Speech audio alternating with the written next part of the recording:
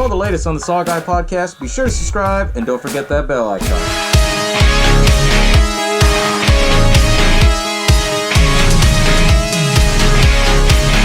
Welcome to the SaWGuy podcast. As always, y'all know I am the SaWGuy, and you're joining me for the big episode 50 on the Eyes of Laura Mars. Honestly, I've heard of this movie for a long time. My parents never let me forget about it. This is one of their films that they first went to go on a date to go see. But I know a lot of you guys probably never even heard this one. It's a forgotten John Carpenter classic, right? I'm so excited to get this started, guys. So without further ado, let's get this shit rolling. Hello, and welcome to the SaWGuy podcast. I ain't no fucking clown. That is better. You gotta clear your mind. He knows what scares you. I'm just gonna bash your brains. What the hell? The boogeyman is real, and you found him. What do you want? I want to hear you scream. Hell. Everybody loves popcorn. As I said, The Eyes of Laura Mars is truly a forgotten classic of John Carpenter's. John Carpenter, we all know the history of what he did in 1978, how he went out and made Halloween. Well, before he did Halloween, he did this little film called The Eyes of Laura Mars. And it all started because he wrote the script. The script was good. You had Columbia Pictures that bought it. They said, okay, we want you to write the screenplay. He wrote the screenplay, but then they changed the ending. He didn't like that, and so, he basically did what he did for that film, got his foot in the door, and then the rest was history with Halloween, right? And what I like about this film is that you see a lot of inspiration that John Carpenter used towards Halloween that changed the face of horror for all eternity, I guess you could say. Because after Halloween came out in 1978, then all of a sudden you had the whole rise of slasher films and everything that came out at that time, right? And, this film, it's always overlooked because it came out in 1978, and you got to think of that time. It was the end of disco, a lot of disco-influenced themes here with this movie. And then at the same time, this film, if I have to describe this film the best way I can, this was the 1970s version of Silence of the Lambs, basically. And for this story, it was really unique. It had all that mystique that makes a perfect Carpenter film, John Carpenter's, right? But anyways, this film, it stars a lot of big name actors who some were actually barely breaking out in this scene. Faye Dunaway, she's the main lead in this film, and she stars as Laura Mars. And, Faye Dunaway, she broke out with Bonnie and Clyde. Then you had Tommy Lee Jones, who stars in this film, and he was still kind of breaking in at this point, in 1978. What I thought was interesting is this name, right?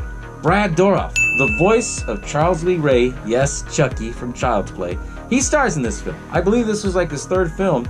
And, this is when he was breaking in too, because he did a fantastic job in this film, right? You also have Raul Julia, who stars as Gomez Addams in Addams Family. Like, he was already already established, adding a different credit to his name. But, he was in this film, and he did really good in this as well. It gets overlooked so much, and it's funny because, even when I was promoting this episode, I was telling everybody, Eyes of Laura Mars is going to be the next episode. Everyone's like, what? And I'm like, yeah, it's a John Carpenter film. What? John Carpenter wrote a film and he never directed? I'm like, yeah, you got to check it out, dude. But anyways, there's so many tidbits, so much I got to explain, and all this good shit. I'm going to get started on explaining because this movie is long. Like, I guess you could say it's close to almost 3 hours long. It's like 2.5 hours, almost 2 hours and 40 minutes. But the thing that makes this film so unique is the fact that this is the only American Italian horror film style. Does that make sense? Americans at that time loved the Italian horror style so much that they kind of made this as their own film. And we all know John Carpenter loves that style. He loves the style of the Italian horror films, right? And so that's what this film basically is. And as I said, the best way to describe this was the Silence of the Lambs in the 70s, right? So without further ado, this film stars, obviously Faye Dunaway. And this film starts off, it shows her face and then it kind of zooms in, shows a little bit of the credits and everything. And what's interesting is that Barbra Streisand sang in the soundtrack. She was supposed to be the main star, but, she read the script and she didn't like the violence, but, now she says she regrets it, right? But she did the soundtrack, and it was the #1 soundtrack back in the day. But anyways, it shows Laura Mars, the character that Faye Dunaway plays. It shows her face and then it zooms in, right? Then all of a sudden you see like this point of view of like somebody like looking around, right? Like their eyes, and it has the 2 eye holes, right? They're looking around, they see somebody cooking in the kitchen, and all of a sudden, they're looking around, scrounging around, and then they see this book where it shows like the beginning face of Laura Mars. Then all of a sudden, he runs into the kitchen and he has like a sharp ice pick, goes right through the chick's eye, and then all of a sudden it shows that he grabs the same pick, puts it right through the eyes of this book that's like in I guess you could say like in a glass case, right? Then all of a sudden, Laura Mars, she wakes up like from a nightmare. And all of a sudden she gets a phone call and she's like, yeah, I'm okay. Yeah, I'll be ready, because they're going to show an art gallery of all her work, because you see that, she is a photographer. They describe her as the instant star in the world of chic. She became famous because she basically does a lot of her photography art with models, but she, in a way puts them in a pose where it glorifies death, right? I thought it was a pretty interesting take on that because, in 1978, this was controversial for that, especially in the film. They played off a lot of that. So they show that she gets all dolled up and everything. She gets, driven up there. Then you start meeting the other characters. You see Brad Dourif. He plays a character named Tommy. And Tommy is kind of like her bodyguard / like driver, because she's pretty well known and famous and, she has a lot of money. Then you meet her, right-hand man, which is Donald, and he is basically kind of like her publicist. He basically does all the negotiating and all that shit for her. They start walking in, they see all these, news reporters. Hey, what do you think of this? What do you think of that? And then they show that she's going in. Then it says, Eyes of Laura Mars. It shows the title finally, right? And then finally, she starts talking to these news reporters, and they're like, don't you guys have anything nice to say? And they just stayed quiet. She's like, all right, I'm going into the party. The party was hosted by her best friend, Elaine, because it's her gallery, which I thought was pretty cool, So she goes in, everybody's all having a good time talking and everything. And then you see some of the models, and then later on in the film, you start to learn a little bit more about the models, The main model that they had was Lulu, and then they had Michelle, right? Then it shows Tommy Lee Jones' character. He's looking at all these paintings, and he's like, this is disgusting, And then all of a sudden, that's when Laura Mars comes in. She's like, what, you a critic? And he's like, no, it's just, I don't see the joy in all this. Like, what's up with that? She's like, well, it's, art. And he's like, well, I can't pass that up as art. Then he was asking if he can meet Laura Mars because, he wants to see what type of voyeur this chick is, right? And then he doesn't know that Laura Mars is Laura, right? And so, she's playing it off, well, she's very old-fashioned, that's not her. So they pull her away because Donald's like, hey, we gotta talk to you, right? Come here, And all of a sudden he's like, is that you? Then the news reporters come in and they start asking him, like, what's your take on this? And so they pull her to the side and Donald tells her, hey, got some bad news for you. Doris Spencer was killed last night. Doris Spencer was the lady in the beginning who had the ice pick put through her eye. And what's so special about Doris is that she was the one who was the publisher / editor of the book that's like, showing off all of her art. Kind of like a gallery autobiography kind of thing. And so, they were all best friends. They're like, what the fuck? Seriously? And then you find out that's the reason why there's a lot of reporters is because people are asking about it. And then it shows Lulu. She goes up to Elaine and she says, hey, we're probably going to have to shut down the party because all these reporters are here. They're making a mess of things. And they're all like, well, what happened? Well, Doris, she was killed last night. She had something sharp like stabbed through her eye. And everyone's like, ah, shit. So then I guess they force the party out. They're all at home. Laura Mars is watching on TV. And then all of a sudden she gets a phone call from Elaine. And then Elaine says, hey, don't worry about it. Everything was good. Laura Mars, she thanked her for everything. Like, hey, the intro was great and all that. And then you see Raul Julia sitting next to her, right? And he plays a character named Michael Reisler, right? And all of a sudden, after they get off the phone, she hangs it up. And then he starts saying like, oh, Laura, she's still beautiful, huh? And then, they kind of get a little kink. They slap each other and she's like, you pig! There's a little bit of dark humor, 1970s shit, right? And then they start making out. They do their thing or whatever. Then it's the next day, right? And all of a sudden they're starting to get ready because now they're going to go and do a shoot at Columbus Square in New York. The whole film takes place in New York, right?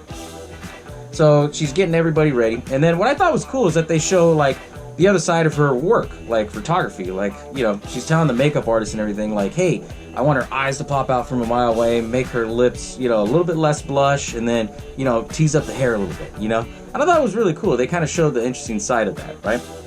And then they go and meet up. Well, Laura goes and meets up with Donald.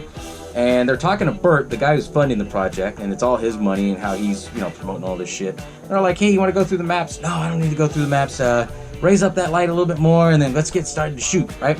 And they're doing a shoot on Columbus Square, and it's basically kind of like an apocalypse. So they're flipping over cars, they have all these water fountains going and all this fire and shit. Shows Lulu and Michelle, they're fighting over like a fucking jacket, pulling each other's hair. And Laura's taking pictures of it, right? Well, as she's taking pictures, she starts having these weird flashbacks, and she's not feeling good. Donald's like, hey, you okay? Yeah, I just need to take a break. So they take a break, they get back, they get done with it, and all of a sudden, when they're done shooting, Laura's walking, right? And she's getting this weird vibe.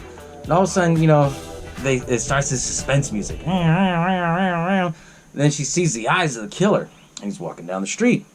Then he goes into this building. He sees like this dog barking and shit. And all of a sudden, he sees Elaine coming out. And then he grabs her by the throat and stabs her in the eye. And she rolls down the fucking stairs and he kills her. And then, Laura, she's tripping out on this like, oh shit. Like she saw everything that the killer saw.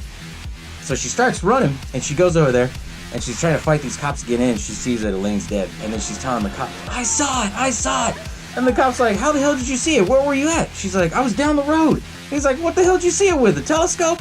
And then, she thinks that they're making fun of her for being crazy. So they bring her in. They bring Donald, all the models, Tommy, and everybody to the police station. They start interviewing them.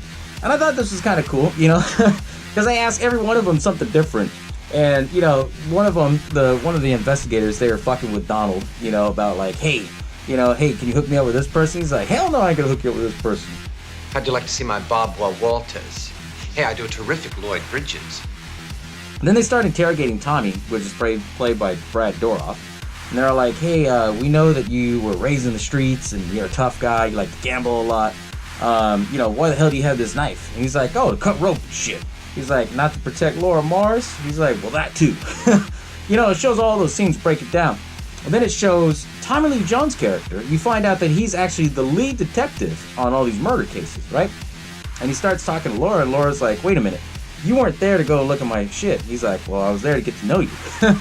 And then he basically breaks it down to her. He's like, I don't know what the hell that you do, and how you get this information, but it's kind of weird that here's these photos of a crime scene, from 14 months ago to like a year ago, that they are the exact same pose as your pictures, and they've never been released. And, he's asking all these questions, and then she basically implies what we're all thinking. Like, oh, you think I went and did the murder and then reenacted in my work? And he's like, oh, no, I don't believe that, but it's kind of hard to believe what you're telling me here, that you see this shit. And, they released everybody except, Laura. And, Neville, the detective, which is Tommy Lee Jones, he takes her to Elaine's house. And he says, hey, I want to show you some evidence, see if you can help me out with this, right? They start looking through all Elaine's shit, and then they see that there's these suits. This is where the plot thickens. And all of a sudden, she sees these suits, and he's like, you recognize them? She pulls one out. She's like, yeah, they belong to a guy named Michael Reisler. And Neville's like, who's that? She's like, my ex-husband. And I was like, oh, shit! Your best friend was fucking around with the ex-husband. Oh, man. So now, it makes you think, like, was the ex-husband that did it, right?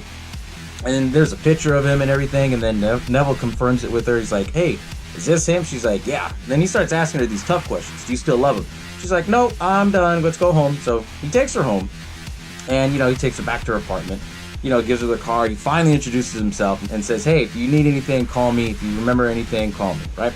She goes back to her place, and all of a sudden, fucking Raul Julia, puts his hands around her mouth, and then he's like trying to quiet her. She's all freaking out. She's like, Michael, what are you doing, Michael? They find it funny because it reminds me of Sam Lewis screaming Michael in Halloween, right? But anyway, she's like looking at him, and he's like, don't look at me like that. I did not kill Elaine. Why do I want to kill her? That was the best meal ticket I ever had. And then she's like, second best. I was your number one. And then they started having this bickering thing, and then you find out why they got a divorce. Because he was a writer, and, he was addicted to alcohol, and he was always a drunk, drinking a lot, And then he would say things like, oh, you were never there for me. You're always in your dark room. I know what kind of monster you could be at 3 a.m. She was having nightmares at the time seeing this shit, right? And then at that point, she just, she pours up a bottle of whiskey, in a glass, and then she's like, all right, is $50 enough to go? you know, because he's broke. He has no money and everything. He left everything in her house. Now the cops are looking for him. He's prime suspect number 1. So she gives him $100, and I start laughing because, you know, $100, it ain't worth shit now these days, right? But $100 back in 1978, I actually Googled this. It's about like almost $300-400. So I was like, oh shit, you know, you can live off a fucking week for that. You know, and then later on it shows that Tommy and Donald, they're pulling up in a car, right? Because they're getting ready to do another shoot. And then they're arguing inside the car and everything. And this is another funny part. You know, they're screaming and everything. You don't hear it. He gets out of the car and he starts yelling at Tommy, "You're playing with the big boys! You're playing with the big boys!" He slams the door. And he goes up to the front door to open the door for Laura. And he's like, "Hi, darling." I started laughing. I'm like, fuck. You know, he's all tough and everything. And he's like, "Hi, darling." You know, it's kind of funny how they did that. And then Laura starts talking to him about like, hey, you know, there's these people that had this kind of psychic abilities before. And he's like, hey, don't talk about it. It will just go away. So they get in the car, and then you find out why, you know, Donald and Tommy were arguing, because of the fact of, you know, Tommy wanted to lay something out to Laura. And so as they're driving, you know, Tommy's like, hey, I want to be honest with you. I want to lay all my cards out. I want you to know something. Donald keeps like trying to shut it down. And he's like, I did time. And she's like, what? And he goes, I've been in prison for armed robbery and assault. And I wanted to lay it out for you that I'm not here to harm you. You gave me a second chance. And Donald's like trying to play it off like, what? You know, like, I didn't know. And then he's like, bullshit, you knew that when you hired me. And then Laura's like, you did? You know, it was a trip. And then they start bickering. And then she's like, I don't want to talk to either one of you. Shut the fuck up. So they get there to the warehouse. Donald's all pissed, you know. And then he's like, all right, I'm going to clean up this shit down here. And then he tells Tommy, you know, go pick up the flowers at the Greek place. And he's like, all right, cool. So they take Laura at the end of the warehouse. So she goes in her dark room and shit. Tommy comes out. And he starts to have like a one-on-one conversation. He says, look, I apologize. I should have been more upfront with you. You know I mean well. You gave me a second chance. She goes, I know. And so he goes and leaves. Laura goes up, you know, up these steps, goes into her dark room. And all of a sudden, it starts suspense music again. Then she starts seeing the eyes of the killer. And you start seeing it in the point of view, like walking up the steps. Then all of a sudden, it gets up to the door. And then she starts screaming, Donald! She's running. And she's running all crooked, right? Well, the reason why she's running all crooked is because she can only see the eyes through the killer. She can't see, like, what's in front of her. You know, she sees only through the killer. And so as she's running all crooked because she's running the fucking heels. And then, you know, she's running down screaming, Donald! Donald! Holding on the side of the wall, trying to go down the steps. Holding on the side, Donald! All of a sudden, Donald comes up behind her. She starts screaming. And then she starts saying, the killer was here! I saw the fucking killer! So the cops came, and then they talked to her like, hey, are you sure you want to do this? You sound like you're overworked. And then she's like, no, fuck it, let's do it. Right? So now it shows one of the most controversial scenes in the film, where it shows everybody getting ready. This was controversial in 1978 because you had a lot of, like, not only just the nudity part, but then you had, it was very open, you know, and at that time it was a different culture, you know? So you had a lot of people in this scene. You know, it was very, at the time in 1978, it was very conservative. So seeing a lot of nudity, seeing a lot of people together, you know, it just, it was controversial. That to say the least. I'll leave it at that, right? So anyways, everyone's getting ready. She's telling everybody like, hey, more blush. And then, you know, she's telling one of the makeup artists, hey, I don't like the way her face looks right there in the eye. Make sure her hair is covering her eye, you know? Like, she's really persistent on it, right? Tommy comes in with the flowers. And then it comes to find out that Tommy had a little crush on Lulu, right? So, you know, he brings in the flowers. He picks out one of the flowers. He tries to give it to Lulu. And she's like, oh, nice. A stolen flower. You know, he had a little crush on her. And then it shows they start getting it ready by this pool. And they start dancing and shit. This guy comes in. She's like, okay, you're going to lay down dead. And he's like, all right, for $100 an hour? Hell yeah. So he lays down like, you know, and he's like, eyes open or closed. Open, you know, and laying there. And then they gave Lulu the gun. Like she's pointing at him like she had just shot him. Laura starts taking pictures, and then she starts having these weird flashbacks. And so they're like, okay, you know, Donald, he wraps it up and everything. Neville, he goes out to the side, you know, because he was there the whole time. And he starts talking to her about things.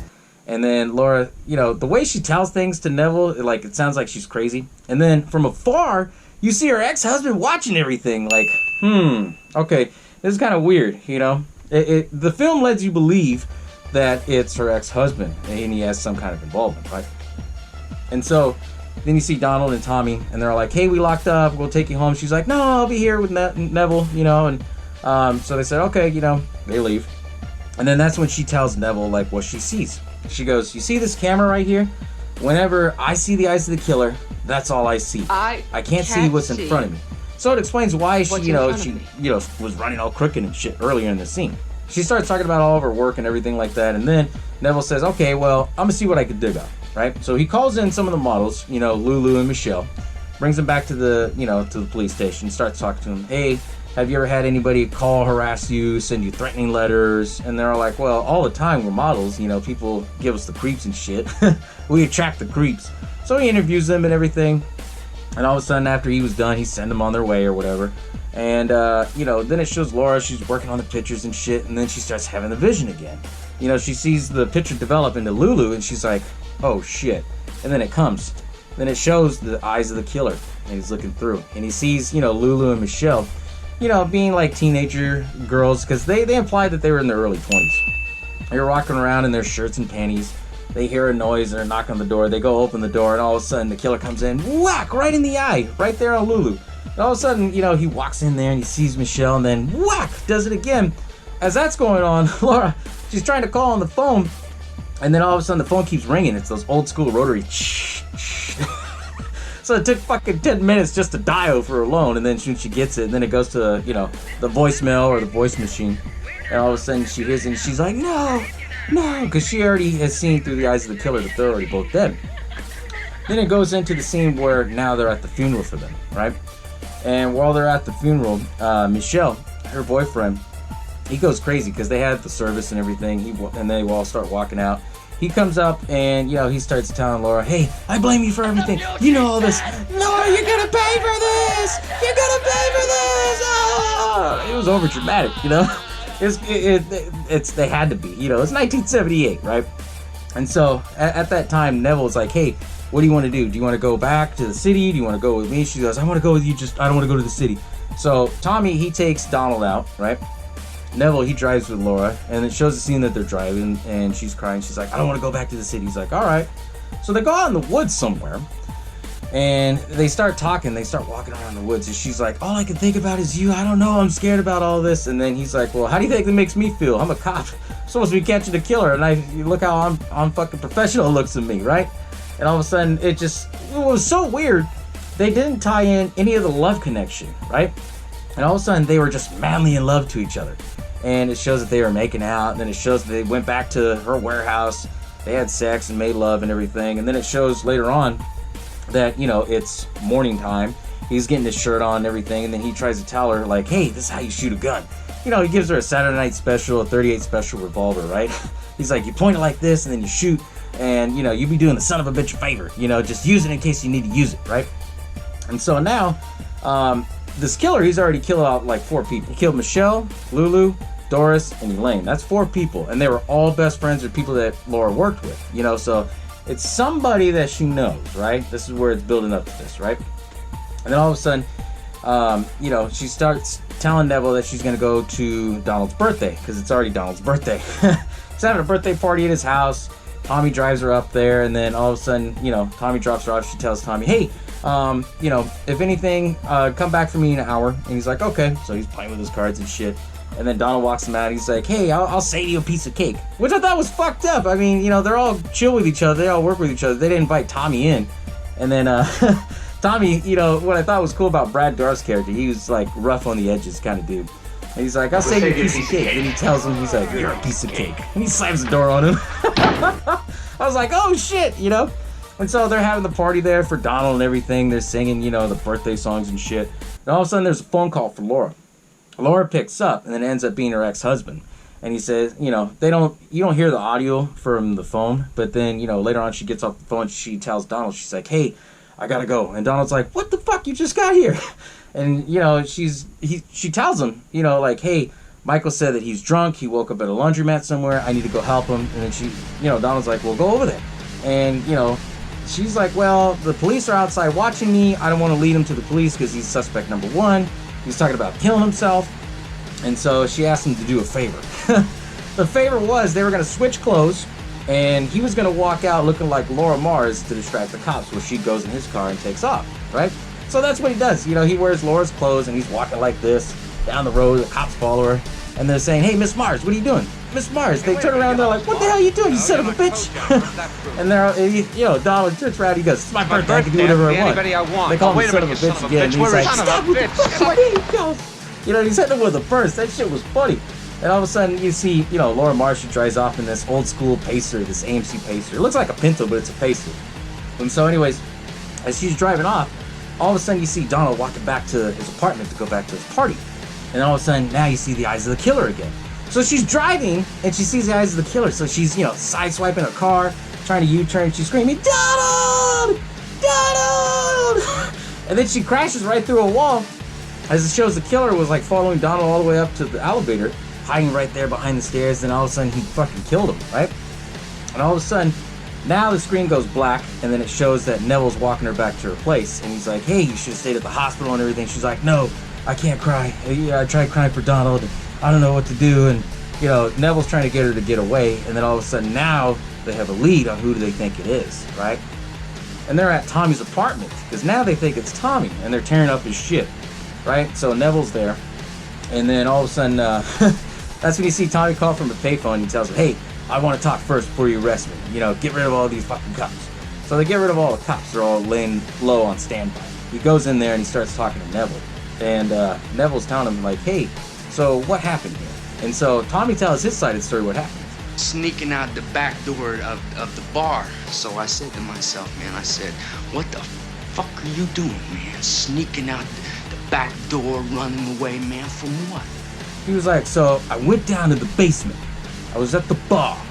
And then all of a sudden, I see this dude and he comes out of the elevator and I start running through the back and I'm like, what the fuck are you doing, man? You've done nothing wrong. They can't prove you done nothing wrong. The fuck you running out there for? That's exactly how he said it. And Neville's trying to believe him. Then he's like, well, we got a problem here, Tommy. Is this your car from your deck? So he pulls out the evidence from his pocket. And Tommy's like, yeah.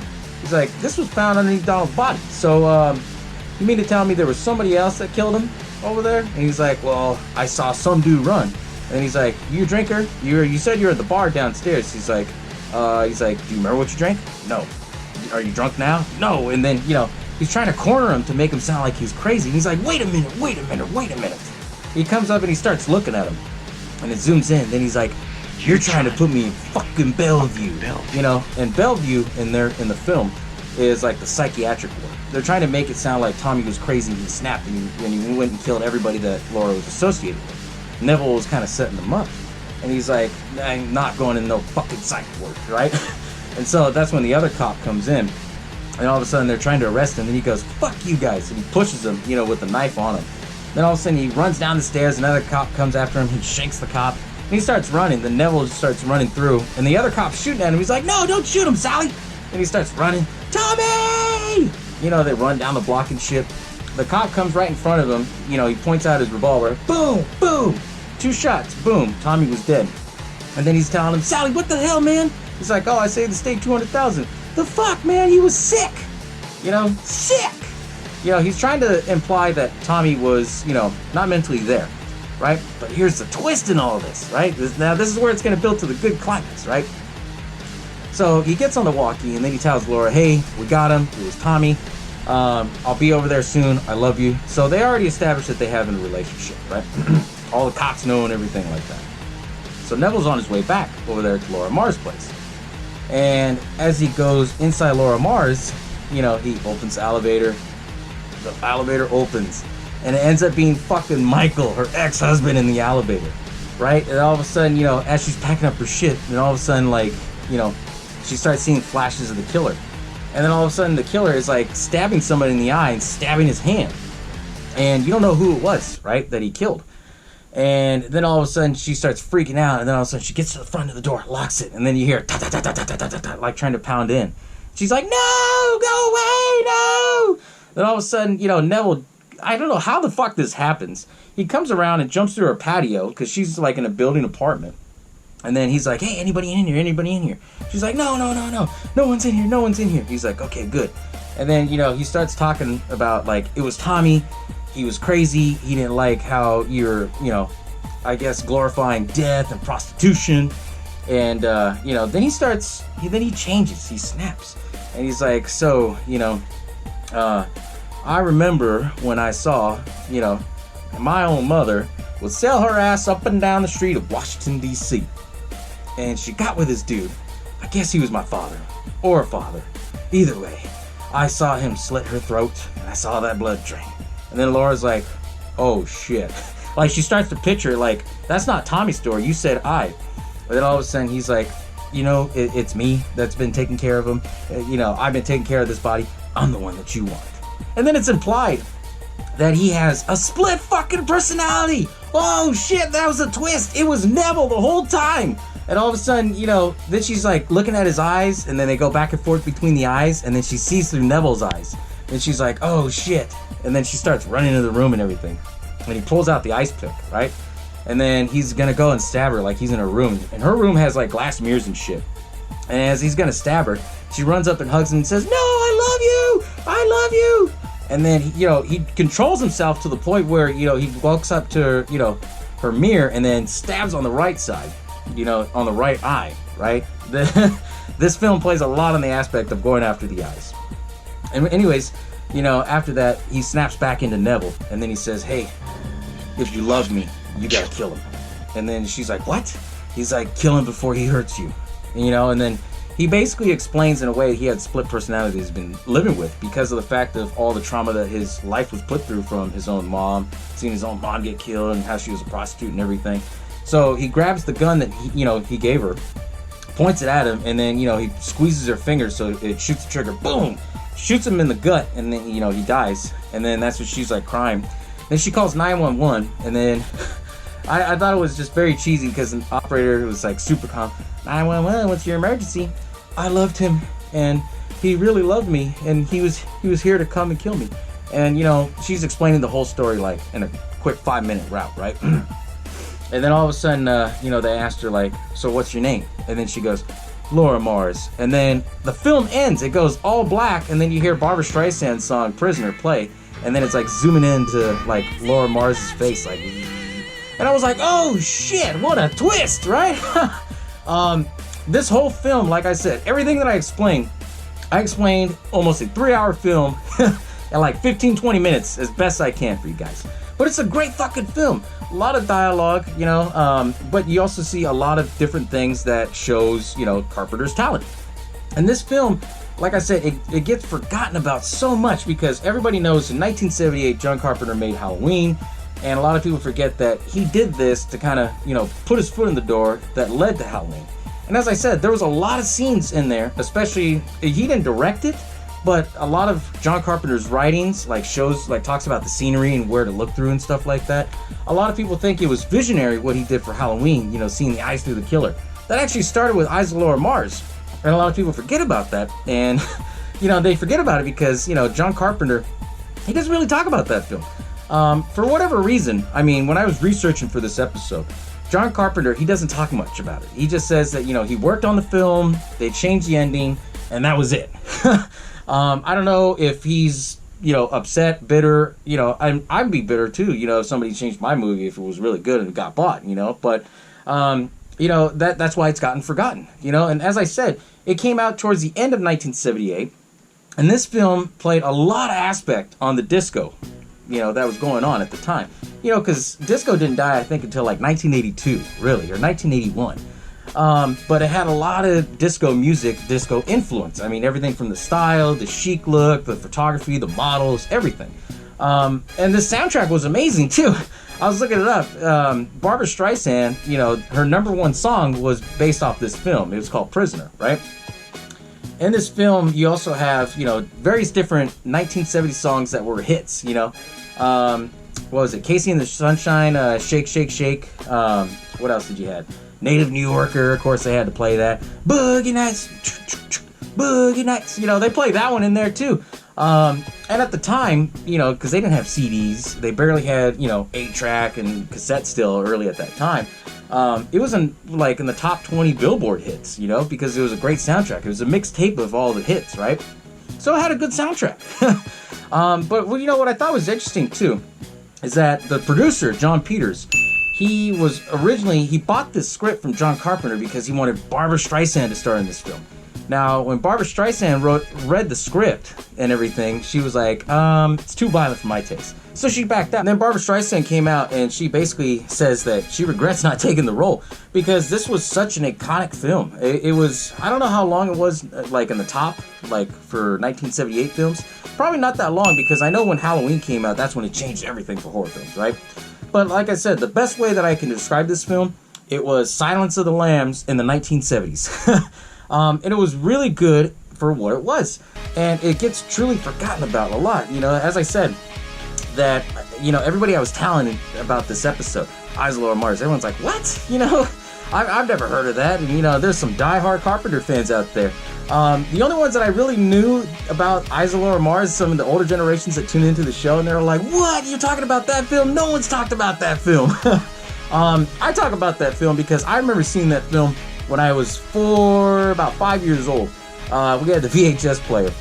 And in my family, what we used to, you know, wait till my dad came home from work, we eat dinner, and then we watch horror films. And, you know, we would watch that film, like, at least twice a week. And that's how I got to know it. And then, you know, when I tell people about it, they're like, what? I was like, yeah, that's a good film. And, you know, some people have seen it, some people haven't, so I wanted to bring it out to the limelight on it. And there was a lot of interesting things that they did to it, you know. Like, when they first announced this movie in the 70s, what they started doing in the newspaper, they show like a picture of Laura Mars' face, and then as it got closer to the release date, they started brightening up her face, and then you could see her face and her eyes. I was like, oh shit, that's cool ad marketing with that, you know? But that was 1978, you know, because they didn't have, you know, much of TV commercials and stuff like that. You had basic little trailers and things here and there, but it's an interesting film. As I said, you know, if you've never gotten a chance to check it out, I do believe that this is streaming right now on Amazon Prime, so if you have Amazon Prime, check it out.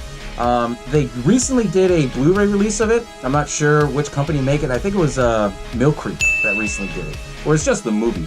The DVD is actually a lot better buy. I found it used for a couple bucks, and what I thought was cool is that it had a lot of behind-the-scenes features that I didn't even know about. Like, oh shit, that was pretty cool. But it's a really good film, and it still to this day stands out to me because it's one of those old-style films that's like, okay, we like this style of film. We're gonna make it and Americanize it and do our own thing with it, right? Kind of reminds me of like spaghetti western, you know, when in Italy they would try to do like cowboy films. This is the same thing except with horror films, you know, because it's done in the Italian giallo style, right? But as I said, if you get a chance to check out this film, you will not be disappointed. This is a true classic, a forgotten John Carpenter film. And as you watch it, you know, just pay attention to little things, you know, whether it's the point of view of the killer or some of the cinematic scenes and things like that. You'll see where Carpenter got like a lot of his inspiration to do Halloween. And, you know, we all know the rest is history after that. But anyways, guys, thank you all for tuning in for my big episode 50. I didn't think I'd make it to episode 50, but thank you again for everybody that tunes in, that follows, that subscribes, everything. And I'll catch you all next time, as always.